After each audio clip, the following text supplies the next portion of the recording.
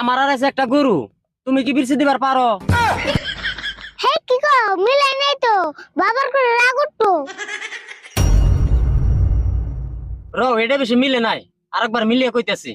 হ্যাঁ তাহলে মিলিয়ে কও, এবার জানি ভুলো না।